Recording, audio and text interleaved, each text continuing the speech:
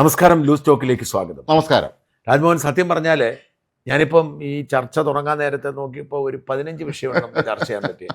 ചിലപ്പോൾ ഒരു വിഷയം കിട്ടത്തില്ല, വിഷയം മാത്രമേ ഉള്ളൂ. ഏറ്റവും ലേറ്റസ്റ്റ് വന്നിരിക്കുന്ന വാർത്ത ശബരിമല യുവതീ പ്രവേശന വിഷയത്തിൽ ഇനി ആചാരം പാലിക്കണമെന്ന് അന്ന് പറഞ്ഞു. നമുക്ക് സർക്കാരിനെ അഭിനന്ദിക്കാം, പരിഹസിക്കേണ്ട, അഭിനന്ദിക്കാം. ഇതിനകത്ത് ഒരൊറ്റ കാര്യം മാത്രമേ ഇത് പറയാനുള്ളൂ. അതെന്താണെന്നറിയാമെന്ന് വെച്ചാൽ അയ്യപ്പൻ കണക്ക് ചോദിക്കുന്ന ഭഗവാനാണെന്ന് ബോധ്യമായി. പണിയെല്ലാം കിട്ടാണ്ടതൊക്കെ കിട്ടി. കലിയുഗവരദനാണ് അദ്ദേഹം, കലിയുഗത്തിൽ അവതരിച്ചിരുന്ന ആളാണ്. ഒടുവിൽ അന്ന് 2018 നീ ചെയ്ത മഹാപാപം ഏറ്റുപറഞ്ഞ് നിന്റെ നിലപാട് തിരുത്തിയിട്ട് നീ പോയാൽ മതി, നിന്റെ ഭരണം തീരുവാ, എന്നാലും ഇതും കൂടെ പറഞ്ഞിട്ട് പോയാൽ മതി എന്ന് പറയുമല്ലോ നമ്മള് എന്ന് പറഞ്ഞ് കൃത്യമായി ദേവസ്വം ബോർഡ് നിലപാട് പറഞ്ഞിരിക്കുന്നു. 2019 സത്യവാങ്മൂലം മാറ്റുന്നു, പിൻവലിക്കുന്നു. ഓർക്കണം, 2019 സത്യവാങ്മൂലം കൊടുക്കുന്നു. അത് യുവതികൾ ഇല്ലാഞ്ഞിട്ടും യുവതികളെ വാടകയ്ക്കെടുക്കുന്നു.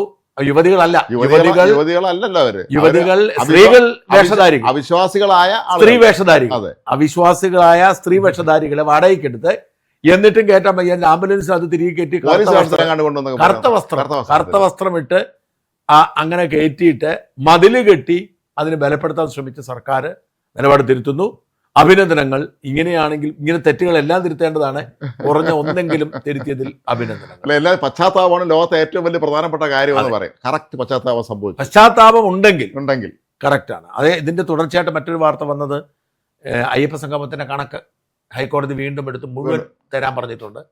ഇത് പോരാ, ഇല്ലാത്ത ഗാനമേളയ്ക്കും ബില്ല് കൊടുത്തതും എല്ലാം തരാൻ പറഞ്ഞു. 1 ലക്ഷം രൂപ കട്ടിൽ വാങ്ങിച്ചതും എല്ലാം പരിശോധിക്കാന്ന് പറഞ്ഞിട്ടുണ്ട്. പിന്നെ അടുത്ത വാർത്ത, എനിക്ക് ഏറ്റവും നമ്മൾ ചർച്ച ചെയ്യേണ്ടിയിരുന്ന വാർത്ത, സഞ്ജു സാംസന്റെ അസാധാരണമായ ഒരു പെർഫോമൻസ്. ക്രിക്കറ്റിൽ എനിക്ക് അറിഞ്ഞു തുടങ്ങി പോലും എനിക്ക് വലിയ സന്തോഷമായി. സോഷ്യൽ മീഡിയയിൽ എല്ലാവരും ഇതിനകത്ത് അറിയാനൊന്നുമില്ല. ഇതിനകത്ത് വളരെ സിമ്പിളാണ്. ഞാൻ പറഞ്ഞ ഇപ്പം ക്രിക്കറ്റിന്റെ സാങ്കേതിക ഒന്നും കാര്യമായിട്ടിരിക്കും. എന്റെ അപ്പനറിയാം. 89-90 വയസ്സ് എന്റെ അപ്പൻ ഇപ്പോഴും ക്രിക്കറ്റ് ഉണ്ടെങ്കിൽ അത് കണ്ടോണ്ടിരിക്കും. അതിനകത്ത് ഇല്ലാത്ത ആളുകളെയൊക്കെ ചീത്ത വിളിക്കുന്ന, ചീത്ത അറിയാൻ അറിയത്തില്ല എൻ്റെ അപ്പനെ, എന്തായാലും കുറ്റപ്പെടുന്നതാണ് ഇതിനകത്ത്. അത് അപ്പം ഇതിനകത്ത് വളരെ സിമ്പിളാണ്. സഞ്ജു ഒരു പ്രതിഭാധനനായ ക്രിക്കറ്ററാണ്. ഈ നമ്മുടെ ബി രമേശ് കുമാർ മാതൃഭൂമിയിലുണ്ടായിരുന്നു. എന്നെ അധ്യാപകനാണ് ബി രമേശ്, പഠിപ്പിച്ചിട്ടുണ്ട്. അദ്ദേഹം കാര്യമായിട്ട് ഞങ്ങളുടെ സീനിയർ ബാച്ച് എൻ്റെ അധ്യാപകനായിരുന്നു ബി രമേശ് കുമാർ. അപ്പം ഈ സഞ്ജുവിന് പക്ഷെ അവസരം കിട്ടുന്നുണ്ടായിരുന്നില്ല. ആദ്യകാലത്തൊക്കെ സഞ്ജുവിൻ്റെ അവസരം നിഷേധിക്കപ്പെടുമായിരുന്നു. പിന്നീട് സഞ്ജുവിന് അവസരം കിട്ടുന്നത് എപ്പോഴാന്ന് വെച്ചാൽ 1-2 2020 സഞ്ജു സെഞ്ചുറി എടുക്കുന്നു. ഈ സെഞ്ചുറി അടിച്ചതോടുകൂടി അവഗണിക്കാൻ വയ്യാത്ത സാഹചര്യം ഉണ്ടാകുന്നു. അങ്ങനെ സഞ്ജുവിനെ ന്യൂസിലൻഡ് ടൂറിൽ ഓപ്പണറായിട്ട് ഇറക്കുന്നു. പക്ഷെ ഈ എല്ലാ കളിയിലും സഞ്ജു തോറ്റുപോയി. എന്ന് വെച്ചാൽ കംപ്ലീറ്റ്ലി ഔട്ടായി. ഇതോടെ സഞ്ജു വീണ്ടും പോയി. അത് കഴിഞ്ഞ് നടക്കുന്ന 2020 സഞ്ജുവിനെ എടുക്കണം നമുക്ക് വാശി പിടിക്കാൻ പറ്റത്തില്ല. ടീമിലുണ്ടായിരുന്നു, എടുക്കുന്നുണ്ടായിരുന്നില്ല. പക്ഷെ എടുത്തപ്പം ആദ്യം 2 കളിയിലും 20-18 ഒക്കെ റൺസ് വീതം ഔട്ടായി, 27 ഒക്കെ റൗണ്ടായി. അവസാനം ഉണ്ടായൊരു പ്രോബ്ലം എന്താണെന്ന് വെച്ചാൽ ഈ സഞ്ജു മാത്രമാണ് വലങ്കയ്യൻ ബാറ്റ്സ്മാൻ, ഇടങ്കയ്യന്മാരാണ്. അപ്പോൾ അതുകൊണ്ട് ആ ഒരു ചർച്ച ഉണ്ടായി കഴിഞ്ഞപ്പോഴത്തേക്കും സഞ്ജുവിനെ വലങ്കയ്യൻ എന്നതിൽ പരീക്ഷിക്കാൻ പറഞ്ഞ് ഇറക്കി. സഞ്ജു ഇല്ലായിരുന്നെങ്കിൽ ഇന്ത്യ 2020 സെമിഫൈനൽ ജയിക്കത്തില്ല. 97 റൺസ്, 3 റൺസുകളുണ്ടെങ്കിൽ സെഞ്ചുറിയാണ്. ആ സ്വന്തം വ്യക്തിഗത നേട്ടത്തെക്കാൾ സഞ്ജു പ്രാധാന്യം കൊടുത്തത് രാജ്യത്തിൻ്റെ മധ്യത്തിലായിരുന്നു. ഓർക്കണം, ക്യാപ്റ്റൻ അടക്കമുള്ള എല്ലാ മിടുക്കന്മാരും 3 പേരും ഔട്ടായി. സഞ്ജു മാത്രം അവിടെ അങ്ങനെ നിന്നു. അവസാനം സഞ്ജുവിൻ്റെ മാത്രം നേട്ടത്തിൽ ഓർക്കണം, ഇനി അതെനിക്കൊന്ന് 4 പന്തൂടെ ബാക്കിയുള്ളൂ. 4 പന്ത് 19.2 ഓവർ കഴിഞ്ഞു. 4 പന്തൂടെ അവശേഷിക്കുമ്പോഴാണ് ഇന്ത്യ വിജയിച്ചത്. എന്തായാലും സെമിഫൈനലിൽ കയറിയിരിക്കുന്നു. ഇന്ത്യ ഫൈനലിൽ എത്തട്ടെ, കിരീടം നേടട്ടെ. സഞ്ജു സാംസന്റെ അസാധാരണമായ ആ നേട്ടത്തെ അഭിനന്ദിക്കാൻ തീർച്ചയായും. കാരണം നമ്മൾ പലപ്പോഴും പറഞ്ഞിട്ടുണ്ട്, ടിനു യോഹന്നാന്റെയും അല്ലെ ശ്രീശാന്തിനെയൊക്കെ പോലെ അവസാനം ഇദ്ദേഹം ഒതുക്കപ്പെടുകയാണോ നമ്മൾ സംശയിച്ചത്. ടിനുവിനാകപ്പാടെ എനിക്ക് 1-2 ടെസ്റ്റ് കുറച്ചേ കിട്ടിയിട്ടുണ്ട്. പക്ഷേ ശ്രീശാന്ത് ഒതുക്കപ്പെട്ടതല്ല. ശ്രീശാന്ത് ഒരു വലിയ കളിക്കാരനായിരുന്നു. പിന്നീട് അഴിമതിയിൽ പെട്ടുപോയത് കൊണ്ട് പെട്ടുപോയി പുള്ളി. സ്വന്തം പ്രവൃത്തി എല്ലാം കൂടെ പുള്ളി എടുത്തിയാട്ടോ ശ്രീശാന്താണ്. എന്തായാലും സഞ്ജു നമ്മുടെ അഭിമാനം ഉയർത്തി. ഇന്ത്യയെ, അത് ഓർക്കണം, ഇന്ത്യയെ ആപത്തിൽ നിന്ന് രക്ഷിച്ചു എന്നുള്ളതാണ്. അതെ, തിരുവനന്തപുരം ഗ്രൂപ്പുകളിലൊക്കെ ഒരുപാട് പേര് ഭയങ്കരമായ, അതായത് സഞ്ജുവിന്റെ കളി കൊണ്ടാണ് ഇന്ത്യ സെമി കിടന്നത്, അല്ലെ കയറത്തില്ല. അതിൽ നമ്മൾ ഓർക്കണം, നമ്മൾ നേരത്തെ പുറത്താകുന്ന തോന്നലുണ്ടായിരുന്നു. അവിടെയാണ് നമ്മൾ അവസാന നിമിഷം ആരൊക്കെ കയറിയെടുത്തത്. അഭിനന്ദനങ്ങൾ. പിന്നെ നമുക്ക് പോവുകയാണെങ്കിൽ പിന്നെ ഒരുപാട് വിഷയങ്ങളുണ്ട്.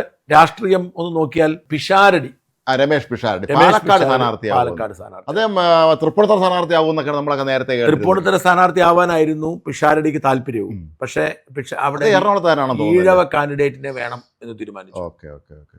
അപ്പൊ ഇവർക്കുള്ള പ്രോബ്ലം എന്ന് വെച്ചാൽ ഇവർക്കൊരു പാലക്കാട് ഒരു അപ്പർ ക്ലാസ് സ്ഥാനാർത്ഥിയെ കോൺഗ്രസ് നോക്കുന്നുണ്ട്. അപ്പർ നേരത്തെ കാസ്റ്റ് ആയിട്ടുള്ള. അപ്പൊ സന്ദീപ് വാര്യർ ആയിരുന്നു അവർ വെച്ചിരുന്ന ഒരാള്. പക്ഷെ എനിക്ക് തോന്നുന്നത് സന്ദീപ് ഈ നമ്മുടെ തവനൂരിന് വേണ്ടിയിട്ട് ബലം പിടിച്ചുകൊണ്ട് തവനൂർ അല്ലെങ്കിൽ തൃശ്ശൂർ എന്നാണ് സന്ദീപിന്റെ താല്പര്യം. അതുകൊണ്ട് അങ്ങനെയൊക്കെ പോയി. വലിയ രസമാണ് കോൺഗ്രസ് പാർട്ടിയിലെ ഈ ഇതിനെക്കുറിച്ച് ചർച്ച ചെയ്തു പോവുകയാണെങ്കിൽ ഈ ഓരോരുത്തരുടെ നീക്കങ്ങളും ഭയങ്കര ഞാൻ പാലക്കാട്ടുള്ള എൻ്റെ ഒരു അടുത്ത സുഹൃത്ത് കോൺഗ്രസ് ഏതാനോട് സംസാരിക്കാം. അദ്ദേഹം പറയാണ് ഇത് എന്താണ് സംഭവം, ഞങ്ങൾ പാലക്കാട്ടിൽ ഇവിടെ അയോഗ്യന്മാരാണെന്ന് വെച്ച് ഒരാളെ അടൂരത്ത് കൊണ്ടുവരുന്നത്, ഒരാളെ എറണാകുളത്ത് കൊണ്ടുവരുന്നത്. പക്ഷേ സ്ഥാനാർത്ഥിയാവാനായിട്ട് ഞാൻ പറഞ്ഞത് രാജ്മോഹന്റെ പ്രോബ്ലം എന്ന് വെച്ചാൽ ഈ വിന്നബിലിറ്റി എന്ന് പറഞ്ഞത് വളരെ ഘടകം തന്നെ. നിയമസഭ തെരഞ്ഞെടുപ്പ് ദീർഘകാലം ഒരാൾ ഒരു നാട്ടിൽ പ്രവർത്തിച്ചു പറഞ്ഞൊരു കാര്യമില്ല. വിന്നബിലിറ്റി ഒരു വലിയ ഘടകമാണ്. പക്ഷേ പിഷാരടി എങ്ങനെയാവും അറിയാൻ, പ്രത്യേകിച്ച് അവിടെ ശോഭാ സുരേന്ദ്രൻ ഉറപ്പിച്ചിട്ടുണ്ട്. അതാണ് മാത്രമല്ല അവിടെ പിന്നെ CPM സരിൻ തന്നെയാണെന്ന് തോന്നുന്നു. അതെ, അത് പിന്നെ അതുകൊണ്ട് നമുക്ക് അവഗണിക്കാം. സരിൻ അവിടെ 3ാം സ്ഥാനത്ത് എത്തിയാലും മതി. സരിൻ ഇങ്ങനെ ഡയലോഗ് അടിച്ചോണ്ടിരുന്നു. പോരാട്ടം ഇവർ തമ്മിലായിരിക്കും. അങ്ങനെയാണെങ്കിൽ അത് തീർച്ചയാണ് ആയിരിക്കും. പക്ഷേ ശോഭാ സുരേന്ദ്രന് വലിയ മേൽക്കൈ അവിടെ സംഭവിക്കാവുന്ന ഒരു സാധ്യത രൂപപ്പെടും. എനിക്കാണെങ്കിൽ സിനിമാക്കാരിൽ ആകെപ്പാടെ പരിചയമുള്ള വളരെ കുറച്ചു പേരോടാണ് പിഷാരടി. പക്ഷെ ശോഭാ സുരേന്ദ്രനോട് ഏറ്റുമുട്ടുമ്പോൾ എന്ത് സംഭവിക്കും എന്നതിനെ കുറിച്ച് നമുക്ക് പറയാൻ പറ്റില്ല.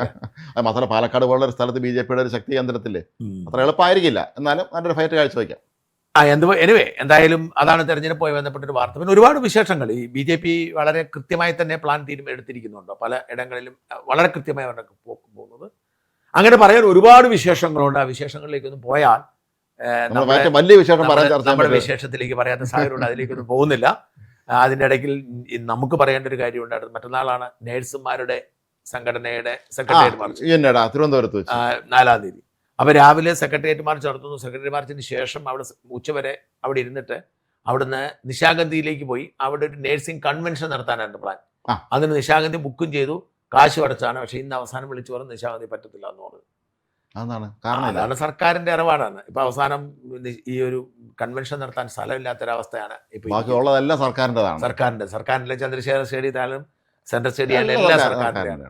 ആലോചിച്ചോ, ശമ്പളം കൂട്ടി കൊടുക്കത്തുമില്ല, എന്നാൽ ഇവർക്ക് സമ്മേളനം നടത്താൻ പോലും അനുവദിക്കാത്തൊരവസ്ഥയാണ്. എന്തായാലും നേഴ്സുമാരാണല്ലോ, മാലാഖമാരാണല്ലോ, അവരതിന് പരിഹാരം ഉണ്ടാവും. ഇവരൊക്കെ പ്രഖ്യാപിക്കും. അവരെ മാലാഖമാരെ ആവശ്യമില്ല പുറംതിരിഞ്ഞ് വിശ്വസിക്കുന്നു. അടുത്തതായി നമ്മുടെ പ്രധാന വിഷയത്തിലേക്ക് കിടക്കാം. നമ്മുടെ വിഷയം യുദ്ധം തന്നെയാണ്. ആ യുദ്ധത്തെക്കുറിച്ച് നമ്മൾ സംസാരിക്കാൻ സമയം എനിക്ക് വീണ്ടുമുണ്ട്. ടി സിദ്ദീഖിനോട് ഉമ്മാർ കാട്ടിയ വൃത്തികേട്. ഇന്നലെ അവിടെ വിളിച്ചത് ആ മനുഷ്യൻ ആളെ ഞാൻ അവിടെ പോയിട്ടുള്ളതുകൊണ്ട് പറയാം. അതായത് ഞാൻ നിരവധി തവണ ചുരുമലയിലും പറഞ്ഞിട്ടുള്ളതാണ് പലപ്പോഴും. അവരുടെ അവിടെയുള്ള ആളുകൾ, ഇതിനകത്ത് ഇരകളെ ആളുകളോട് സംസാരിക്കാൻ അവരുടെ ഭാഗ്യമാണ് ഇങ്ങനെ ഒരു MLA സിദ്ദീഖിനെ പോലെ 24 മണിക്കൂറും അവിടെ നിന്ന് നമ്മൾ കാണുന്നില്ല, ഓടി നടക്കാൻ ആ സമയത്ത്. സർക്കാർ സംവിധാനങ്ങൾ ഉണരുന്നതിന് മുമ്പ് അവിടെ ചെളിയും പുരണ്ട് ജനങ്ങൾക്കിടയിൽ അന്ന് രാവിലെ അപകടം ഉണ്ടായപ്പോൾ വരുന്ന ആളാണ് MLA എന്ന് പറയുന്നത്. ആ നാട്ടുകാർ ഒരിക്കലും അയാളെ കൂവത്തില്ല. ഇത് കൂവാൻ ആളെ വാടകയ്ക്കൊണ്ട് ഉറപ്പാണല്ലോ, ഇതെല്ലാം ഇപ്പൊ എന്റെ പരിപാടിയാണല്ലോ, അങ്ങനെ ചെയ്ത് കൊണ്ടുവന്നാണ്. പക്ഷെ ഈ കൂവലും അവർക്ക് തിരിച്ചടിയാവത്തേ ഉള്ളൂ. ഉറപ്പാണ്. ചെയ്ത് മുഴുവൻ അവധമായിക്കൊണ്ടിരിക്കുന്നത്.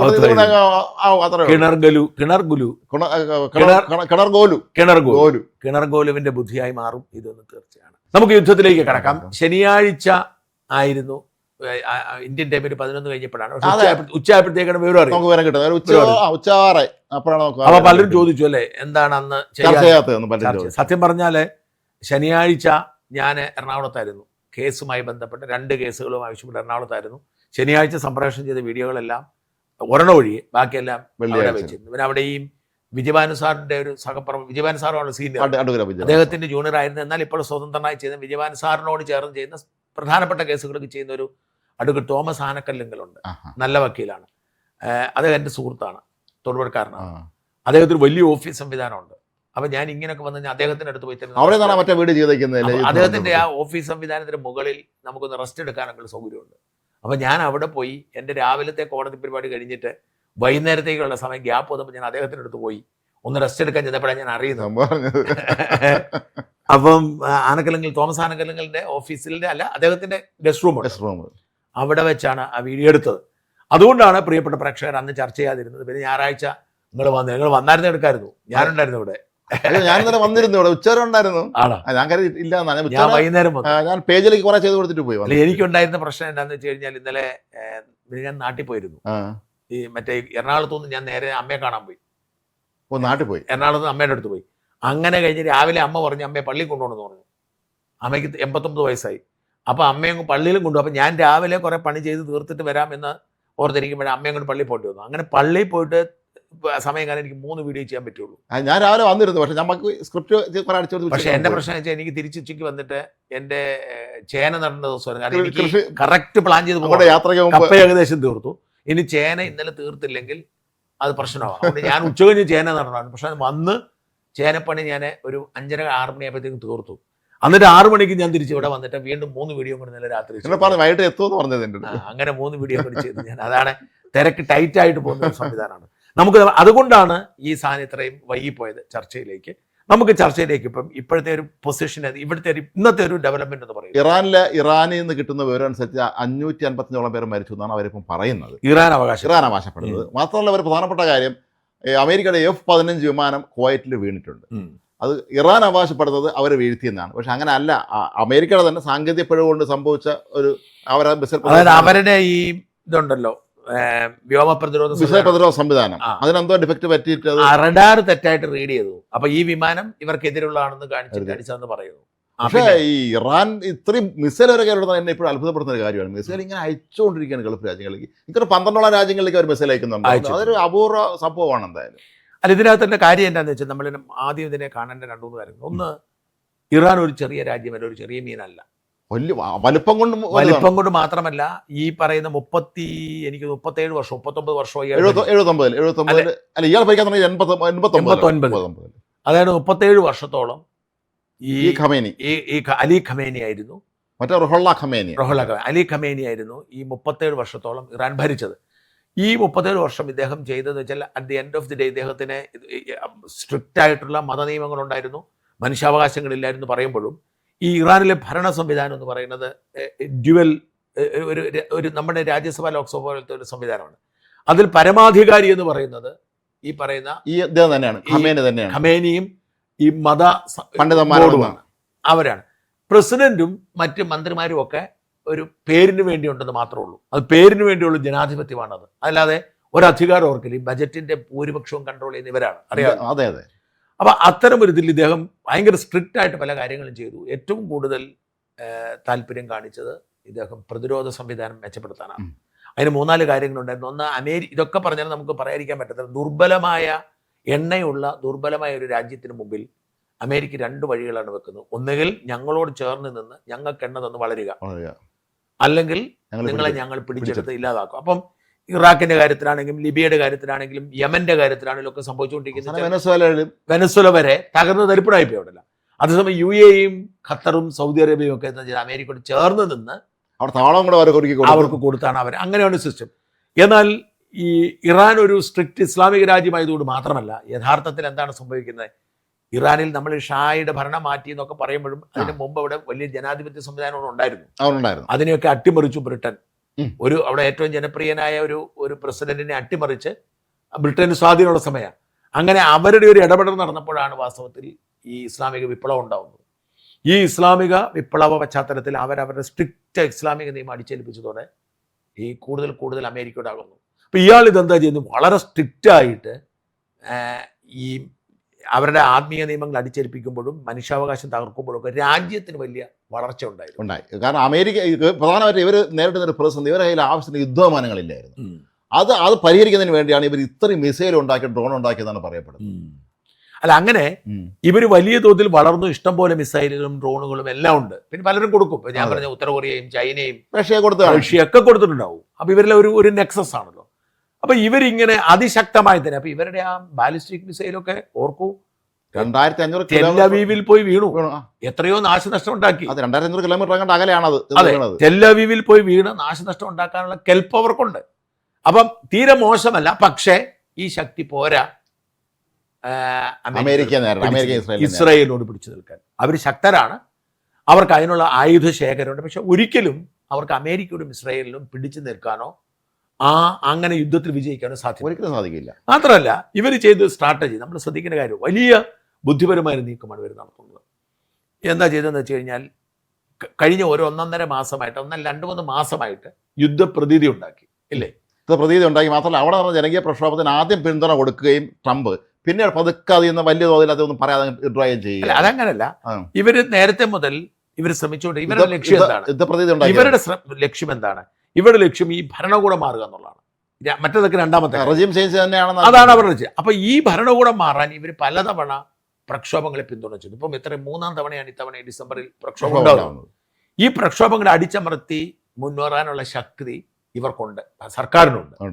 എന്ന് മാത്രമല്ല, പ്രക്ഷോഭത്തിൽ പെട്ടുപോകുന്നവരൊക്കെ ജയിലിലാവുന്ന സാഹചര്യം, ജയിലിൽ പിടിച്ചുകൊണ്ടേ പലരും വധിച്ചു എന്ന് പറയുന്നുണ്ട്. അപ്പം ഇത്തരം ഒരാളെ വധശിക്ഷയ്ക്ക് വിധിക്കുന്നതുമായി ബന്ധപ്പെട്ടാണ് അന്ന് 26 വയസ്സുള്ള അത് പിന്മാറിയെന്ന് തോന്നുന്നു. പിന്നെ അതിനെക്കുറിച്ച് കേട്ടിട്ടില്ല. ഇനി അവർ നടത്തിയോ അയാളെ പിടിച്ച് ജയിലിട്ട് കൊന്നൊന്നും നമുക്കറിയത്തില്ല.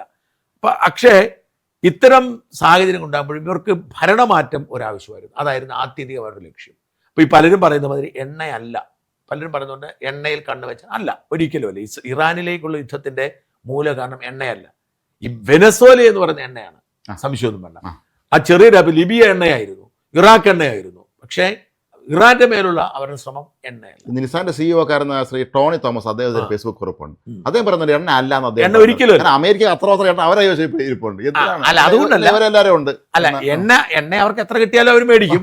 അത് അതിനകത്ത് ഉള്ളത് കൊണ്ടല്ല. പക്ഷേ ഇവിടുത്തെ യഥാർത്ഥ മൗലികമായ പ്രശ്നം ആളുകൾ മനസ്സിലാക്കാത്തതെന്ന് വെച്ചാൽ ഈ ഇറാനിലെ ഒരു ഫണ്ടമെന്റൽ ഇസ്ലാമിക് നേഷനാണ്. അങ്ങനെ ഒരു നേഷൻ വേറെ ഇല്ല, ലോകത്തെങ്ങുമില്ല. നടപ്പിലാക്കുമ്പോഴത്തെ ഭരണപരിഷ്കാരങ്ങൾ ഞാൻ പറഞ്ഞ ഇവര് ഒരു ഐഡിയൽ, നമ്മൾ ഈ പൊളിറ്റിക്കൽ ഇസ്ലാം എന്നൊക്കെ പറയാറുണ്ടല്ലോ, ഒരു ഐഡിയൽ പൊളിറ്റിക്കൽ ഇസ്ലാമിൽ അധിഷ്ഠിതമായ ഭരണകൂടം എന്ന് പറയുന്നത് ഇത് മാത്രമാണ്. ഇപ്പൊ പാകിസ്ഥാന്റെ ജനാധിപത്യ രാജ്യമാണ്. അവിടെ ഇസ്ലാം മൗലികവാദികൾക്ക് സ്വാധീനമുണ്ടെങ്കിലും അവന്മാർ ഈ മുല്ലമാർ കിടന്ന് ബഹളം വെക്കുമെങ്കിലും അടിസ്ഥാനപരമായ ജനാധിപത്യം. അവിടെ സ്ത്രീകൾ പ്രധാനമന്ത്രിയായി നോക്കണം, പ്രധാനമന്ത്രി അതാണ്. അതേസമയം UAEയും അല്ലെങ്കിൽ ഗൾഫ് രാജ്യങ്ങൾ, മറ്റ് ഗൾഫ് രാജ്യം, GCC രാജ്യങ്ങളൊക്കെ വളരെ ലിബറൽ ആയിട്ടുള്ള, അതായത് ഈ പൊളിറ്റിക്കൽ ഇസ്ലാമിനോട് വിട്ട് ഇപ്പം മുസ്ലിം ബ്രദർഹുഡ് ഇവിടെയെല്ലാം ബാൻഡാണ്. അതേപോലെ തന്നെ സൗദി അറേബ്യ വളരെ ഫണ്ടമെന്റലിസ്റ്റ് രാജ്യമായിരുന്നു. അത് മാറി മാറി മാറി ഇവരെല്ലാം ആന്റി മുസ്ലിം എന്ന് വിളിക്കുന്ന ഇന്ത്യയിലെ ഭരണാധികാരികളുടെ ഏറ്റവും നല്ല ബന്ധം പുലർത്തുന്നുണ്ട്. കാരണം ഇവരൊക്കെ പൊളിറ്റിക്കൽ ഇസ്ലാമിനെതിരായിരുന്നു. എന്നാൽ ഈ പൊളിറ്റിക്കൽ ഇസ്ലാം എന്ന് പറയുന്ന ആ ഭീകരമായ സംവിധാനം അത് നടപ്പിലാക്കിയിരിക്കുന്ന രാജ്യം ഏക രാജ്യം ഇറാനായിരുന്നു. മാത്രമല്ല അവരെ മറ്റുള്ളവരെ തീവ്രവാദ സംഘടന സഹായിക്കാൻ ചെയ്യുന്നുണ്ടല്ലോ. അല്ല, അങ്ങനെ അവർ ഉണ്ടാക്കിയതാണ്. അവർ പ്രോക്സി വാറിന് വേണ്ടിയാണ് അവർ ഈ ഭീകര സംഘടന ഉണ്ടാക്കി. മെയിൻലി അവരെ ഹൂത്തിയെ ഉണ്ടാക്കി, ഹിസ്ബുള്ള ഉണ്ടാക്കി. ഹമാസിനെ അവർ പിന്തുണച്ചു. ഹമാസ് യഥാർത്ഥത്തിൽ പണ്ട് മുതലേ രൂപപ്പെട്ട നമുക്കറിയാമല്ലോ, ഇറാന്റെ പിന്തുണയുണ്ടെന്ന് മാത്രമേ ഉള്ളൂ, ഐഡിയോളജിക്കലി ചേരത്തില്ല. അപ്പം ഈ ഇറാൻ ഇങ്ങനെ നിലനിന്നാൽ, ഇങ്ങനെ ശക്തിപ്പെട്ടാൽ, അണുവായുധ ശക്തിയായി മാറിയാൽ അത് ഏറ്റവും വലിയ കുഴപ്പം ഇസ്രായേലിനാണ്. ഇസ്രായേൽ അവരില്ലാതാക്കും, ഒരു സംശയം വേണ്ട കാര്യത്തിൽ. കാരണം ഇറാന്റെ പ്രഖ്യാപിത നയമാണ് ഇസ്രായേൽ ലോക ഭൂപടത്തിൽ നിന്ന് നീക്കം ചെയ്യുന്നുള്ളത്. അപ്പൊ ഏറ്റവും വലിയ ക്രൈസിസ് ഒരു വശത്ത്. അത് മാത്രമല്ല, ഈ ഇറാൻ അണുവായുധം ഉണ്ടാകുന്ന സാഹചര്യം മറ്റ് രാജ്യങ്ങളും ആഗ്രഹിക്കുന്നില്ല. കാരണം ഇത് ഷിയ ഇസ്ലാമാണ് യഥാർത്ഥ ഇസ്ലാം എന്നും സുന്നി ഇസ്ലാം അല്ല. ഗൾഫ് രാജ്യങ്ങൾ കൂടുതൽ സുന്നികളല്ലോ. എല്ലാ ഗൾഫ് രാജ്യങ്ങൾ നല്ല, നമ്മുടെ ഇവിടെ സുന്നികളാണല്ലോ. വടക്കേ ഇന്ത്യയിലൊക്കെ ഉണ്ട്, കേരളത്തിൽ ഷിയകൾ കുറവാണ്. ബാബറി മസ്ജിദ് ഷിയാസിന്റെ വകയായിരുന്നാണ് തോന്നുന്നത്, ഷിയായി അവർ പിടിച്ചിട്ടാന്ന് തോന്നുന്നു, അറിയില്ല. അപ്പൊ ഷിയ കുറച്ചുകൂടെ പരിഷ്കൃതരാന്നുള്ള ഏറ്റവും വലിയ തമാശ, അതാണ് ഏറ്റവും വലിയ തമാശ. അപ്പം ഈ സുന്നി ഇസ്ലാമിന് ഇവരെതിരാണ്. അപ്പൊ സുന്നി രാഷ്ട്രങ്ങളായ സൗദി അറേബ്യയും സുന്നി രാഷ്ട്രമായ UAEയും ഒക്കെ നിലനിൽപ്പിന് വെല്ലുവിളി നേരിടും. കാരണം ഇവർ പിടിച്ചെടുക്കും, ഇവർക്ക് ശക്തി ഉണ്ടായാൽ ഇവർ പിടിച്ചെടുത്ത് ഇതെല്ലാം അവരുടെ ഇസ്ലാമിന്റെ ഭാഗമാക്കി മാറ്റും. ഇത് അതുകൊണ്ട് തന്നെ ഈ GCC രാജ്യങ്ങൾ ഇറാനെതിരായിരുന്നു എക്കാലത്തും. അതാണ് ഖത്തറും ഇറാനും തമ്മിൽ ബന്ധമുണ്ടെന്ന രീതിയിലുള്ള ഒരു വലിയ വിഷയങ്ങളൊക്കെ ഉണ്ടാവും. ഇടക്കാലത്ത് അത് സെറ്റിൽ അങ്ങനെ ആയിരുന്നു. ഖത്തറും UAEയും ഖത്തറും സൗദിയും തമ്മിൽ ഖത്തർ ഈ ഹമാസ് നേതാക്കളോടൊപ്പം താമസിക്കുന്ന ആരോപണം വന്നിട്ടുണ്ടായിരുന്നു. പക്ഷേ അതെല്ലാം ഇവരെല്ലാം അമേരിക്ക കാലക്രമേണ ഇടപെട്ട് ശരിയാക്കി അവരെ ഒരു അനുനയിപ്പിച്ചു. ഖത്തറിലാണെന്ന് അമേരിക്കയുടെ ഏറ്റവും വലിയ സൈനിക താവളമുള്ളത്. അതെ, ഖത്തർ വാസ്തവത്തിൽ ഇറാൻ അനുകൂലമായ ഈ അൽ ജസീറ അവിടെ നിന്നാണ് ഉണ്ടായിരിക്കുന്നത്. അൽ ജസീറ എന്ന് പറഞ്ഞ മാധ്യമ സ്ഥാപനമാണ് നമ്മുടെ മീഡിയ വേണം, ഇവിടുത്തെ മീഡിയ വേണം. അതാണ്. അപ്പം ഈ സാഹചര്യത്തിൽ ഇവർ മുമ്പോട്ട് പോയാൽ, ഇവർ ശക്തിപ്പെട്ടാൽ, ഇവിടെ അണുവായുധം ഉണ്ടായാൽ ഈ GCC രാജ്യങ്ങൾക്ക് ഭീഷണിയാണ്. ഒപ്പം ഇസ്രായേൽ ഇല്ലാതാവും. അപ്പം അപ്പം അതുകൊണ്ടാണ് ഇവരുമായിട്ട് ഏത് ചർച്ചയ്ക്ക് പോകുമ്പോഴും അണുവായുധ ശേഖരം പരിശോധിക്കണം, ഇല്ലാതാക്കണം എന്ന് നിബന്ധന വെക്കുന്നത്. പക്ഷെ അവർ സമ്മതിക്കത്തില്ല. കാരണം അവർ ദീർഘകാലമായി ആ ലെവലിലേക്ക് വളർന്നുകൊണ്ടിരിക്കുന്നു, പരിശ്രമിച്ചുകൊണ്ടിരിക്കുമ്പോൾ അവർക്ക് ഒരിക്കലും ഇട്ടിട്ട് പോകാൻ പറ്റത്തില്ല. മാത്രമല്ല അവര് പണ്ട് അമേരിക്ക ഉപരോധം ഏർപ്പെടുത്തിയത് പോലെ ഇതിന്റെ പേരിലാണ്. മാത്രമല്ല ഇസ്രായേലും അമേരിക്കയും മാറി മാറി ബോംബിട്ടിട്ടും തീർന്നിട്ടില്ല. ഫോർദോ ആണോ അതിലെ തകർത്തു എന്നൊക്കെ പറഞ്ഞെങ്കിൽ തീർന്നിട്ടില്ല. അതുകൊണ്ടാണോ ഇപ്പൊ ഇങ്ങനെ സാഹചര്യമുണ്ട്. മാത്രമല്ല ഈ ഇറാൻ ഇത്രയും വിസ്തൃതമായ രാജ്യമായതുകൊണ്ട് തന്നെ ഇവരെ മലനിരകളും പർവ്വതങ്ങളും ഒക്കെ ഉള്ള സ്ഥലങ്ങൾ അതിന്റെയൊക്കെ അടിയിലാണ് ഇതൊക്കെ നടത്തുന്നത്. ഇറാന്റെ പഴയ പേർഷ്യയാണ്. അപ്പൊ ഈ ഇറാൻ എന്ന് പറയുന്ന രാജ്യത്തിന് ഇപ്പോഴും നമ്മുടെ തിരുവനന്തപുരത്ത് നടക്കുന്ന ചലച്ചിത്രോത്സവത്തിലൊക്കെ ഇറാനിയൻ സിനിമകൾ വരുന്ന ഏറ്റവും നല്ല സിനിമകൾ ഇറാൻ സിനിമകൾ കണ്ടുകൊണ്ടിരുന്ന നമുക്ക് ഞാൻ ഏറ്റവും കൂടുതൽ ഞാൻ ഇറാൻ സിനിമ മിസ്സാക്കത്തില്ല. ഗംഭീര ഇവിടെ ഫിലിം ഫെസ്റ്റിവൽ ഏറ്റവും ആൾ തിരക്കി കാണുന്ന ഇറാനിയൻ സിനിമ. അങ്ങനെ ഒരു വലിയൊരു സാംസ്കാരിക പൈതൃകമുള്ള രാജ്യം. അപ്പൊ ഇവരുടെ പ്രോബ്ലം ഈ ഭരണകൂടം മാറിയില്ലെങ്കിൽ അവിടെയാണ് പ്രശ്നം. ട്രംപിന് അറിയാം ഇതൊരു പുലിവാലാണ്. ട്രംപിന് യുദ്ധം ചെയ്യാൻ താല്പര്യമില്ല. ഭയപ്പെടുത്തുക, ഭീഷണിപ്പെടുത്തുക, നേടുക എന്നുള്ളതായിരുന്നു ട്രംപിന്റെ രീതി. കാരണം യുദ്ധത്തിലേക്ക് ഇറങ്ങി പുറപ്പെട്ടാൽ ഇന്നത്തെ കാലത്ത് പഴയ പോലെ അല്ല. ഇപ്പൊ ഉക്രൈൻ റഷ്യ യുദ്ധം തീരുന്നില്ല. ഹമാസ് ഇസ്രായേൽ എന്റെ കാര്യം പറയായിരുന്നു. ഹമാസ് റഷ്യ യുക്രൈൻ കൂടെ തുടങ്ങിയപ്പോൾ 3-ന്റെ അന്ന് റഷ്യ ജയിക്കുമെന്നും യുക്രൈൻ തോക്കുമെന്ന് എല്ലാവരും കരുതി. പക്ഷേ ഇപ്പോഴും തുടങ്ങിയാണ് വർഷങ്ങൾ. വേറെ കാര്യമുണ്ട്, നേരിട്ട് പങ്കെടുക്കുന്നിരുന്നത് നാറ്റോ രാജ്യങ്ങളാണ് യുദ്ധം നടത്തുന്നത്. മുമ്പിൽ നിൽക്കുന്നത് യുക്രൈനെന്ന് മാത്രമേ ഉള്ളൂ. അപ്പൊ ഇതുപോലെയുള്ള ഒരു സാഹചര്യത്തിൽ ഒരു യുദ്ധത്തിലേക്ക് ഇറങ്ങാൻ ട്രംപിന് താല്പര്യമില്ല. ഒന്ന്, എക്കണോമിയുടെ പ്രശ്നമുണ്ട്. 2, ചൈനയെ ആർക്കും അറിയില്ല, അതിന്റെ വലിപ്പത്തിലെന്ന് ആർക്കും അറിയില്ല. ഒരു സാഹചര്യത്തിൽ മാത്രമേ ചൈന എന്ന് പറയുന്ന ഉറങ്ങിക്കിടക്കുന്ന സിംഹം ഉണരൂ. ഇപ്പോ അവരുടെ ഫോക്കസ് മുഴുവൻ അവരുടെ രാജ്യത്തിനെ മറ്റെല്ലാ രാജ്യത്തെക്കാളിലും ശക്തിയുള്ള രാജ്യമാണ്. അവർക്ക് ഇതുവരെ ബോധ്യമായിട്ടില്ല അവർ പൂർണ്ണമായും അവരുടെ ലക്ഷ്യം സാധിച്ചു. അത് സാധിക്കുന്നവർ അവരൊന്നും ഇടപെടത്തില്ല. At a point of time അമേരിക്കയേക്കാൾ ശക്തരായി മാറുക എന്ന് അവർക്ക് ഉത്തമ ബോധ്യമാകുമ്പോൾ മാത്രമേ അവരുടെ കരുത്ത് ലോകം അറിയൂ. ഇപ്പൊ AI ഉപയോഗിച്ചുകൊണ്ടുള്ള പരമാവധി സംവിധാനങ്ങൾ അവർ തയ്യാറായിക്കൊണ്ടിരിക്കുകയാണ്. അപ്പൊ ഈ ചൈന അടക്കമുള്ള രാജ്യങ്ങൾ, റഷ്യ അടക്കമുള്ള രാജ്യങ്ങൾ എന്ത് നിലപാടെടുക്കുന്നവർക്ക് പ്രശ്നമാണ്. പക്ഷേ നെതന്യാഹു പറഞ്ഞൊരു കാര്യം, ഞങ്ങൾക്ക് ജീവിക്കാൻ ഞങ്ങൾക്ക് അവകാശമുണ്ട്, ഞങ്ങളുടെ അവകാശം ഇല്ലാതാകും, ആക്രമിക്കണം, നിങ്ങൾ ആക്രമിച്ചില്ലെങ്കിലും ഞങ്ങൾ ആക്രമിക്കും. അങ്ങനെ ആക്രമിച്ചാൽ കുഴപ്പം എന്താണെന്ന് വെച്ചാൽ ഇത് വലിയ പ്രശ്നമാകും. കാരണം ജൂതന്മാരും മുസ്ലിങ്ങളും തമ്മിലുള്ള വിഷയമായി മാറും. ഇസ്രായേൽ നേരിട്ടാണ് ആക്രമിക്കുന്നെങ്കിൽ ഇവരെല്ലാം ഒരുമിച്ച് നിൽക്കും. അങ്ങനെയാണ് മനസ്സോടുകൂടി ട്രംപ് ഈ യുദ്ധത്തിന് ഒരുങ്ങുന്നത്.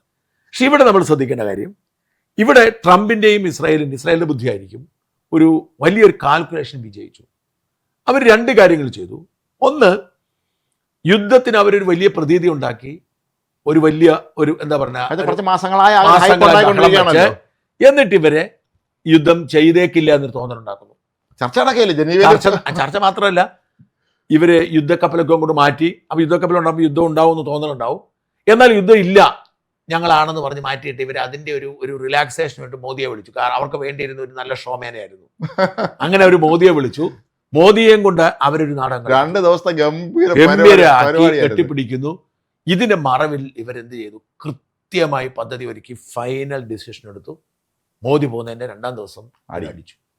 ഈ അടിയില് ഇവരുടെ ഒരു സൂക്ഷ്മത നമ്മൾ കാണണം. ഇവരൊരൊറ്റയടിക്ക് 48 നേതാക്കളെ വകവരുത്തി. അതും സൈനിക തലവൻ പോയി, ഉപദേഷ്ടാവ് പോയി, പ്രധാന പോയി, ദേശീയ സുരക്ഷാ ഉപദേഷ്ടാവ് പോയി, ഇദ്ദേഹം പോയി, ഖമേനിയും പോയി. ഇവിടെ കുഴപ്പമില്ല. സാധാരണ രീതിക്ക് നമ്മളൊരു യുദ്ധം നടത്തുമ്പോൾ ആ യുദ്ധത്തിലെ അവസാനത്തെ ടാർഗറ്റാണ് ഭരിക്കുന്ന ആളെ പിടിക്കുക. അതോടെ യുദ്ധം തീരുക. അപ്പൊ ഞാൻ പറഞ്ഞ ഹിറ്റ്ലർ ചത്തതോടുകൂടി ആ ലോകമൊക്കെ ചേർന്നു. അതിനു മുമ്പ് മുസോളിനി ചത്തതോടുകൂടി അവർ ദൗർബല്യം തീർന്നു.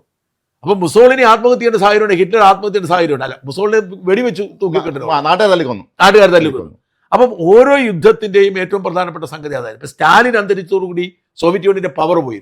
പിന്നീട് പലരും മാറി വന്നെങ്കിലും ആ ഒരു രീതിയിലേക്ക് വന്നില്ല. ആ ഒരുക്കുമുഷ്ടി പ്രയോഗം സ്റ്റാലിന് ശേഷം അങ്ങനെ ഇല്ലായിരുന്നു. അത് എക്കാലത്തും. അപ്പൊ ഇവിടെ ഖമേനി കൊല്ലപ്പെടുന്നതോടുകൂടി യുദ്ധത്തിന്റെ വീര്യം പോകണം. അപ്പൊ അവർ ആ ടാർഗറ്റിലാണ് ആദ്യമേ തന്നെ ഖമേനിയെ തീർക്കുക എന്നുള്ളതാണ്. ഈ തട്ടിക്കളഞ്ഞ് ഇവര് ഈ യുദ്ധം ഏതാണ്ട് ജയിച്ചാണ് യുദ്ധം തുടങ്ങുന്നത്. അതെ, കാരണം ഖമേനി സൈനിക തലവനെ എല്ലാവരും കൊന്നതോടുകൂടി യുദ്ധം എന്താണ് ജയിച്ചു. അപ്പൊ ഇപ്പൊ ഇവരുടെ മുമ്പിലുള്ള പ്രശ്നം, ഇപ്പം ഞാൻ മനസ്സിലാക്കുന്നത്, ഇപ്പം നമ്മളിപ്പം ഇന്ന് ട്രംപ് പറഞ്ഞിരിക്കുന്നത് യുദ്ധം ഒരു കുറഞ്ഞത് 4 ആഴ്ച നീണ്ടു നിൽക്കുന്ന, ചിലപ്പോൾ അതിൽ കൂടുതൽ പോയെന്ന് വരാം. ഈ 4 ആഴ്ചയോളം യുദ്ധം നീണ്ടു നിൽക്കുന്നതിന് മുമ്പ് ഇപ്പൊ ഇവർ ശ്രമിക്കുന്നത് മുഴുവൻ പട്ടാളത്തെ, ട്രംപ് കൂടെ പറയുന്നുണ്ട്, നിങ്ങൾ ഈ മിലിറ്ററി പോലീസിനോടും ഈ മറ്റേ നിങ്ങൾ കീഴടങ്ങിയിട്ട് നിങ്ങൾ ആയുധം താഴെ വെച്ചാൽ മതി, നിങ്ങൾക്ക് മാപ്പ് മാപ്പ് തരാം. തരാം. ഇപ്പം ഇവർ ശ്രമിക്കുന്നത് മുഴുവൻ അതാണ്. പക്ഷെ അത്തരമൊരു സാഹചര്യം ഉണ്ടാവാതിരിക്കാൻ പറ്റില്ല. ഇവിടെ മനസ്സിലാക്കേണ്ട കാര്യം എന്ന് വെച്ചാൽ ഇവർ വളരെ തന്ത്രപരമായി ഒരു കാര്യം ചെയ്തു. ഒരു അറബ് രാജ്യങ്ങളിലെ ഒരു രാജ്യത്തുനിന്നും ഇവരുടെ സൈനിക താവളത്തുനിന്നും ഒരു മിസൈൽ പോലും അയച്ചില്ല. അത് എന്തുകൊണ്ടാണ് പലരും ചോദിക്കുന്നുണ്ട്. അതിന്റെ കാരണം ഈ അറബ് രാജ്യങ്ങൾ അവരുടെ സുരക്ഷയ്ക്ക് വേണ്ടിയാണ് ഈ അമേരിക്കൻ പട്ടാളത്തെ അനുവദിച്ചിരിക്കുന്നത്. അപ്പൊ ഈ സുരക്ഷയ്ക്ക് വേണ്ടി ഇട്ടിട്ട് ഇവിടെ നിന്ന് ഒരു അറബ് രാജ്യത്തിന് മേലെ ആക്രമണം ഉണ്ടാവുമ്പോൾ സ്വാഭാവികമായും അറബ് രാജ്യങ്ങൾ ചോദ്യം ചെയ്യപ്പെടും, മുസ്ലിം രാജ്യങ്ങൾ തമ്മിലുള്ള അപ്പൊ അതുകൊണ്ട് ഇവരതിന് സമ്മതിക്കത്തില്ല. പക്ഷേ ട്രംപ് ചെയ്ത പണി എന്താണ്? ഇവനെ, അതായത് അളമുട്ടിയാൽ ചോരയും കടിക്കുന്ന തരത്തിൽ ഇവനെ ഇറാൻ ഒരു പ്രതിസന്ധിയിലേക്ക് കൊണ്ട് തള്ളിയിടുന്നു. അവന് അമേരിക്ക അടിക്കാനുള്ള കെൽപ്പില്ല, ഇസ്രായേലിനെ അടിച്ചാൽ ഏക്കത്തില്ല, ചിലതൊക്കെ ചെന്ന് വീഴും. അതെ, പിന്നെ അവന് എളുപ്പത്തിൽ ചെയ്യാൻ പറ്റുന്ന അയൽവക്കത്തുള്ള ട്രംപിന് അറിയാം അടിക്കുമ്പം രണ്ട് പ്രശ്നമുണ്ട്. ഈ സുരക്ഷ ഉറപ്പാക്കി കൊടുക്കണം. അമേരിക്കയുടെ മുഴുവൻ സംവിധാനം കൊണ്ട് വിന്യസിച്ചിരിക്കുന്നത് ഇവരെ നിങ്ങളെ ഞാൻ സംരക്ഷിക്കുക എന്ന് പറയാൻ പറ്റും. അപ്പം ഇവർ സംരക്ഷിക്കുമോ ഇല്ലയോ എന്ന് ആദ്യമായിട്ട് പരീക്ഷിക്കുന്ന ഇപ്പോഴാണ്. അത് ശരിയാണ്. ഇതിനു മുമ്പ് ഗൾഫിൽ നടക്കുമ്പോൾ അങ്ങനെ സംഭവം ഇല്ല.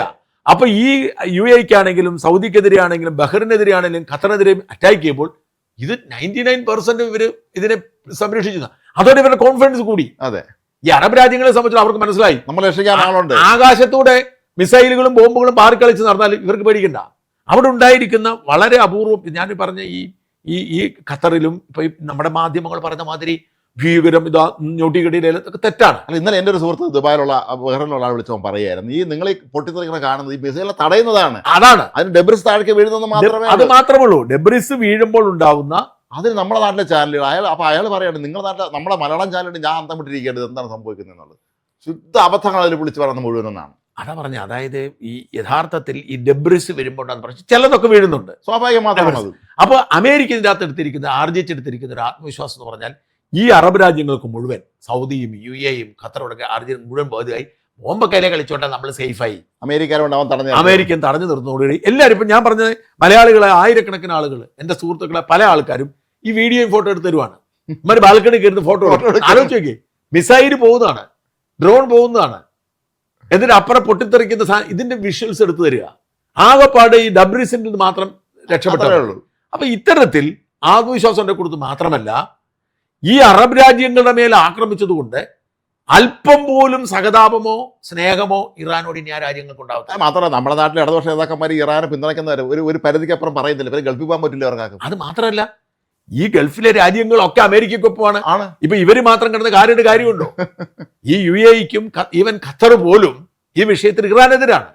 അങ്ങനെ നിൽക്കുമ്പോൾ ഇവര് ഈ നാട്ടിൽ നമ്മുടെ മീഡിയയോടും മാധ്യമവും ദേശാഭിമാനിയും കൂടെ മത്സരിച്ചിട്ട് ചാനലുകൾ, റിപ്പോർട്ടർ ചാനലും എല്ലാം ഉണ്ട്. മറ്റേ ഈ ഇന്നലെ ആ സ്മൃതി പരുത്തിക്കാടിന്റെ അലർച്ച കിട്ടുമ്പോൾ ഈ ഇലക്ഷൻ റിസൾട്ടിന്റെ സമയത്ത് അവര് അതേപോലെ തന്നെ അതിനിർണായകമായ 2 മണിക്കൂറാണ് കടന്നു പോകുന്നത്. മലയാളികളെ സംബന്ധിച്ചിടത്തോളം അവരുടെ നിലനിൽപ്പിന് എന്തോ ഇന്നലെ ഒരാൾ നമ്മുടെ ഓഫീസിൽ വിളിച്ചിരുന്നു, ഒരു ഉച്ച കഴിഞ്ഞപ്പോൾ അയാൾ വിളിച്ചിട്ട് വെച്ച് ഈ മഴ ചാനൽ പൂട്ടാൻ വല്ല സംവിധാനം അയാൾ ചോദിക്കരുത് ഗതികെട്ട്. അല്ല, യഥാർത്ഥത്തിൽ ഒന്നും സംഭവിക്കുന്നില്ല. ഉണ്ടോ എന്ന് ചോദിച്ചാൽ ഉണ്ട്. അതിനൊരു ആശങ്ക ആളുകൾക്കുണ്ടായി.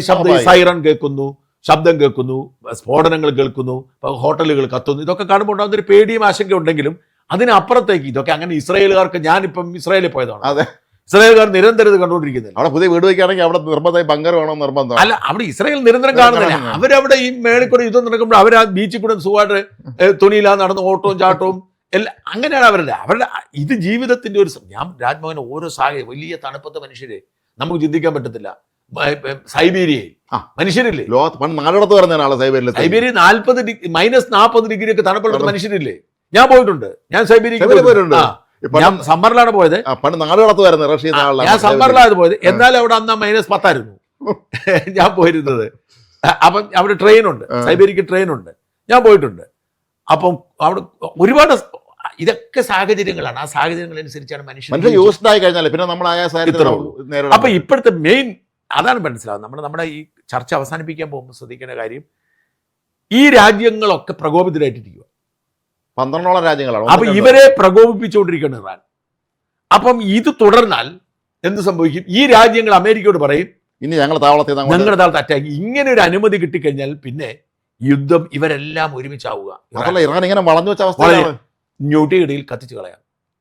അപ്പൊ അതിനു മുമ്പ് അതുകൊണ്ടാണ് ഞാൻ പറഞ്ഞത് യുദ്ധം അവസാനമായി ഇവരിപ്പോൾ നമ്മുടെ ഈ മീഡിയ വണൊക്കെ എത്ര ബഹളം വെച്ചാലും പോപ്പുലർ ഫ്രണ്ടിന് എത്ര ബഹളം വെച്ചാലും ഈ യുദ്ധത്തിൽ ഒരിക്കലും ഇറാൻ ജയിക്കാൻ പറ്റത്തില്ല. ആകെപ്പാട് ഇത് എത്ര കാലം നീണ്ടു നിൽക്കും. ഇറാൻ ഇഷ്ടം പോലെ ആയുധങ്ങളുണ്ട്, ആയുധങ്ങൾ പ്രയോഗിക്കുന്നു, അത് ചിലയിടത്തൊക്കെ വീഴും, അതിനകത്ത് അത്ഭുതമൊന്നുമില്ല. അപ്പം നമ്മളുടെ ഇന്ത്യയും പാകിസ്ഥാനും തമ്മിൽ തന്നപ്പോൾ നമ്മുടെ ഏതാണ്ട് 1-2 ചെറിയ സംഭവം ഉണ്ടായിരുന്നു. ഒരു വിമാനം 2 വിമാനം കൊണ്ട് പോയി, അതൊക്കെ സംഭവിക്കും.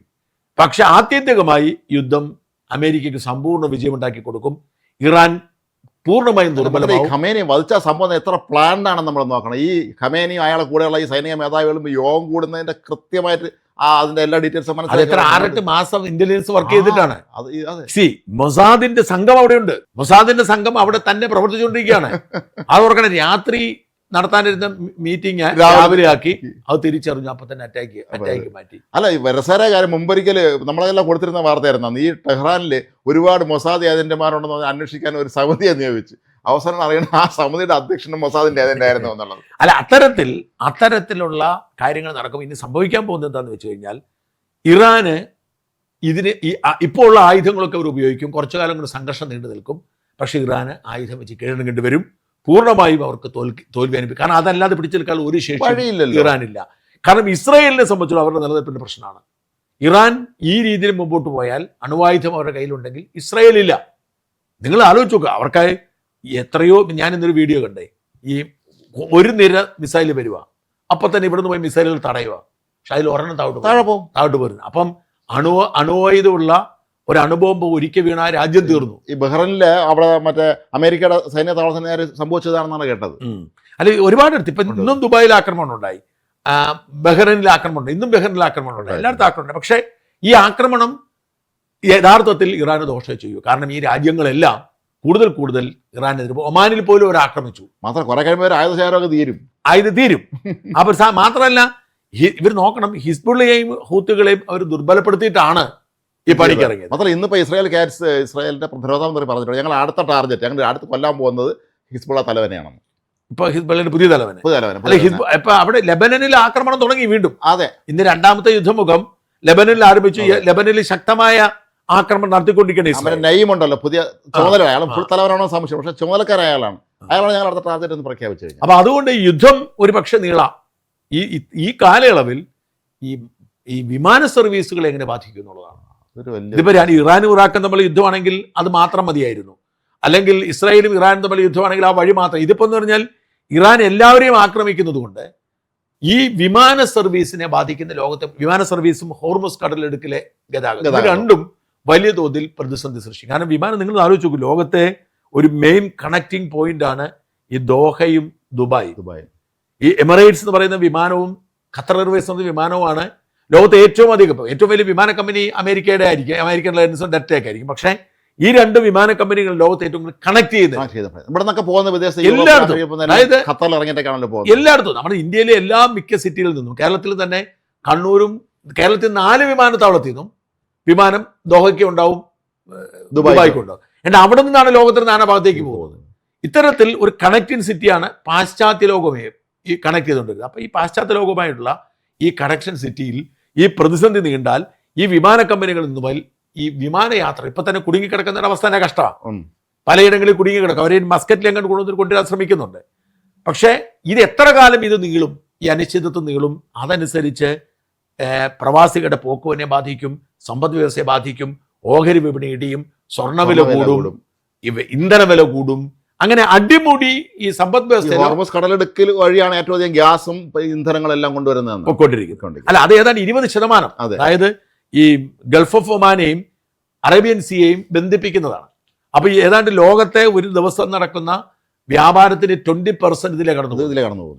അതുകൊണ്ട് തന്നെ ലോക സമ്പദ് വ്യവസ്ഥയെ ബാധിക്കും, ഇന്ത്യ അടക്കം ബാധിക്കും, എല്ലായിടത്തെയും ബാധിക്കും. അങ്ങനത്തെ പ്രശ്നങ്ങളുണ്ട്. എന്തായാലും ഒരു കാര്യം വ്യക്തമാണ്, ഈ യുദ്ധം അമേരിക്കയ്ക്കും ഇസ്രയേലിനും ജയിച്ച മതിയാവും. അവർ ജയിക്കും. കാരണം ഇറാൻ എന്ന് പറഞ്ഞ രാജ്യത്തിന്റെ പരമാധികാരി അടക്കമുള്ളവർ തകർത്ത് കളഞ്ഞു. പിന്നെ തൽക്കാലം അവർക്ക് പിടിച്ചു നിൽക്കാമെന്നല്ലാതെ അധികകാലം പിടിച്ചു നിൽക്കാൻ കഴിയില്ല. അവരെ പിന്തുണയ്ക്കാൻ ആരും ഇതുവരെ ധൈര്യമായിട്ട് വന്നു. പട്ടാളക്കാരൊക്കെ കൂറുമാറുന്ന സാഹചര്യം ഉണ്ടാവും. കാരണം അവരുടെ ജീവനാണ് പ്രധാനപ്പെട്ടത്. അതോടുകൂടി യുദ്ധം അവസാനിക്കും. അവിടെ അമേരിക്കയുടെ പാവ ഗവൺമെന്റിനെ നിയോഗിക്കും.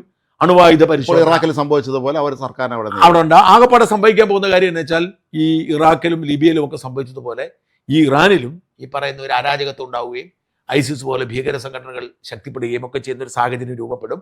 പക്ഷെ അതൊന്നും അമേരിക്കയെ ബാധിക്കുന്ന കാര്യമില്ല. ഇവർ അണുവായുധ ശേഖരം അത് പൂർണ്ണമായും തകർത്ത് ഇസ്രയേൽ സുരക്ഷിതം. ഇസ്രയേലിന്റെ മുമ്പോട്ടുള്ള പോക്കിൽ നിർണായകമായൊരു നീക്കമാണ് നടന്നത്. ലോകത്തിന് എന്തെല്ലാം പ്രതിസന്ധി ഉണ്ടായാലും ഇസ്രയേലിന്റെ നിലനിൽപ്പിനെ സംബന്ധിച്ചിടത്തോളം നിർണായകമാണ്. ഇറാൻ തകർക്കപ്പെടുന്നതോടുകൂടി ആ മോഡൽ, ഈ പൊളിറ്റിക്കൽ ഇസ്ലാമിന്റെ മോഡൽ ഇല്ലാതാകുന്ന ഒരു സാഹചര്യം ആഗോളതലത്തിൽ തന്നെ ഇതിന്റെ സ്വാധീനം അറിയാൻ ചെയ്യാം ഉണ്ടാവുകയും. പക്ഷേ ഇതൊന്നും അതേസമയം ഇത് മുസ്ലിം ജനതയെ വേദനിപ്പിക്കുന്നില്ല. കേരളത്തിലെ കുറെ പേര് ഒഴിച്ചാൽ കേരളത്തിലെ കുറച്ച് പേര് മുസ്ലിം ജനതയെ വേദനിപ്പിക്കും. കാരണം മുസ്ലിം ജനത എന്ന് പറയുന്നത് ഭൂരിപക്ഷവും ഈ മലയാളി എന്തുകൊണ്ടാണ് ഇങ്ങനെ ചെയ്തെങ്കിൽ എനിക്ക് അറിയത്തില്ല. കാരണം സൗദിയിലും UAE-ലും ഖത്തറിലുമൊക്കെ ജോലി ചെയ്യുന്ന മലയാളികൾ ഈ വിഷയത്തിൽ ഇറാനെ അല്ല പിന്തുണയ്ക്കേണ്ടത്. ഈ വിഷയത്തിൽ അവർ ജോലി ചെയ്യുന്ന രാജ്യങ്ങൾ അമേരിക്ക, രാജ്യങ്ങൾ അമേരിക്കയാണ് പിന്തുണയ്ക്കുന്നത്. ഇത് മനസ്സിലാകാതെ കുറച്ച് പേര് കിടന്ന് ബഹളം വെക്കുന്നുണ്ട്. അവരൊക്കെ ഖമേനി കൊല്ലപ്പെടുന്ന തൊട്ട് പിന്നാലെ ടെഹ്റാനിൽ തന്നെ സ്ത്രീകൾ പുറത്തിറങ്ങി നൃത്തം ചെയ്യുന്ന വിഷയം നമ്മൾ കണ്ടിരുന്നു. അതൊക്കെ എനിക്ക് ഈ ഇറാനിൽ നിന്ന് വരുന്ന ഈ ആഹ്ലാദവും പ്രകടനമൊക്കെ ഒരു പരിധി വരെ ഈ പാശ്ചാത്യ മാധ്യമങ്ങൾ സൃഷ്ടിയാവും. ആഹ്ലാദിക്കുന്നത് ആരാന്ന് വെച്ചാൽ ഈ പല കാലങ്ങളാൽ ഈ ഇസ്ലാമിക ഭരണത്തിന്റെ തിക്താനുഭവങ്ങൾ അനുഭവിച്ച് നാട് വിട്ടുപോയ ഒരുപാട് പേരുണ്ട്. വിദേശ രാജ്യങ്ങളിൽ കിടക്കുന്ന. ഇപ്പൊ എനിക്കറിയാം, അമേരിക്കയിൽ എൻ്റെ ഒരു സുഹൃത്ത് ഒരു കോളേജ് അധ്യാപകനാണ്, അവിടുത്തെ ഒരു യൂണിവേഴ്സിറ്റി. അദ്ദേഹത്തിന്റെ പിള്ളേരെല്ലാം ഭയങ്കര ആഹ്ലാദത്തില, ഇറാനിയൻ പിള്ളേർ. കാരണം അവരൊക്കെ ഈ മോഡേൺ ലൈഫ് ആഗ്രഹിക്കുന്നത്, അവർക്ക് ഈ പഴഞ്ച രീതി മാറണമെന്ന് ആഗ്രഹമുണ്ട്. പക്ഷേ ഈ ഇറാനിലെ ഭൂരിപക്ഷം ജനതയും സർക്കാരിന് അനുകൂലമാണ് എന്നുള്ളതാണ് വാസ്തവം. കാരണം ഞാൻ പറഞ്ഞ പാകിസ്ഥാനിലെ എന്തുകൊണ്ടാണ് പാകിസ്ഥാൻ അമേരിക്കൻ എംബസി കയറി ഇവരെ ആക്രമിക്കുന്നില്ല? ഈ മൗലിക ചിന്തകളുള്ള ആളുകൾ ഒരുപാടുണ്ട്. എന്തായാലും ഈ യുദ്ധത്തിലെ വിജയം അമേരിക്കയ്ക്കും ഇസ്രായേലിനും തന്നെയാവും. ഏറ്റവും വലിയ വിജയം ഇസ്രായേലിനായിരിക്കും. കാരണം ഇസ്രായേലിനെ സംബന്ധിച്ചുള്ള അവർ കൂടുതൽ സുരക്ഷിതമാകും. ഇറാനിലെ ജനത സ്വാതന്ത്ര്യത്തിലേക്ക് വരാം, പക്ഷേ സ്വാതന്ത്ര്യത്തിന് വലിയ വില കൊടുക്കേണ്ടി വരും, അരാജകത്വമാവും. കാരണം ഈ ഇത്തരം യുദ്ധങ്ങളിൽ ഒന്നും തന്നെ വിജയിച്ച പുതിയ ജനാധിപത്യം എന്ന ഒരു രാജ്യവും, സിറിയ ആയിക്കോട്ടെ, ഇറാഖ് ആയിക്കോട്ടെ, ഒരിടത്തും അത് ആകെപ്പാടെ അങ്ങനെ മാറ്റം വന്നതിന് കമ്മ്യൂണിസ്റ്റ് രാജ്യങ്ങൾ തകർന്ന് അവിടെ എല്ലാം കിഴക്കൻ യൂറോപ്യൻ രാജ്യങ്ങളെല്ലാം നന്നായി. പക്ഷേ ഈ ഇസ്ലാമിക രാജ്യങ്ങളിൽ ഇത്തരം ഈ ഭയങ്കര പവർഫുൾ ആയിട്ടുള്ള ഭരണം, അതായത് സ്വേച്ഛാധിപതികളുടെ ഭരണാധികൾ ഒഴിഞ്ഞു പോകുമ്പോൾ അവിടെ അരാജകത്വവും ഭീകരവാദവുമാണ് ഉണ്ടാകുന്നത്. പക്ഷേ ഇസ്രായേൽ സുരക്ഷിതമായി കുറച്ചുകൂടി ഇതിനേക്കാൾ ഭീകരം ഇപ്പം അഫ്ഗാനിസ്ഥാനിൽ അവിടെ പൊരിഞ്ഞാണ് അതാണ് നടക്കുന്നത്. അത് മറന്നു, എല്ലാവരും വിട്ടു. എനിവേ ഈ യുദ്ധത്തിൽ അന്തിമ വിജയം എന്ന് പറയുന്നത് അമേരിക്കയ്ക്കായിരിക്കും.